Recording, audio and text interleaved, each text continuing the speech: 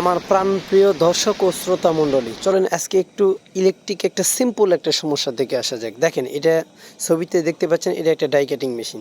তো এই die cutting মেশিনেরই আমরা একটা সিম্পল ইলেকট্রিক সমস্যা দেখব। দেখেন,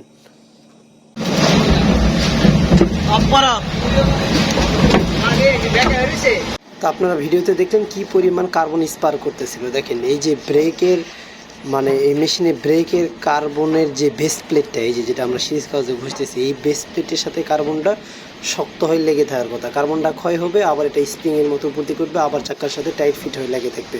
কিন্তু আমার ওই হোল্ডারটা ভিতরে জ্যাম বা ফেসে যাওয়াতে আপনার এই ঠিক মতো এটার সাথে মানে কানেক্টিভিটি পাচ্ছিল না, যার কারণে স্পার করে এরকম হয়ে গেছিলো। আমরা এখন পুনরায় সিরিজ কাগজে সুন্দর করে ঘষে নিলাম। এখন আমরা আবার পুনরায় সুন্দর করে হোল্ডারটা ফিট করবো। আমরা যদি আপনাকে এখন হোল্ডারটা দেখাই, যে দেখেন আসলে অ্যাকচুয়ালি কোথায় সমস্যা হয়েছিল। দেখেন, এই যে হোল্ডারটা না, এই যে আমরা হাত দিয়ে যদি একটু চাপ দিয়ে আপনাকে দেখাই, দেখেন আমার ভিতরে মোবাইল এই যে এরকম খেলার কথা, স্প্রিং করার কথা, মানে এটা ঘষে এই কার্বনটা ক্ষয় হয়ে যাবে, আবার এটা চাক্কার সাথে স্প্রিংয়ের মতো উঠে যাবে, আবার লেগে থাকবে।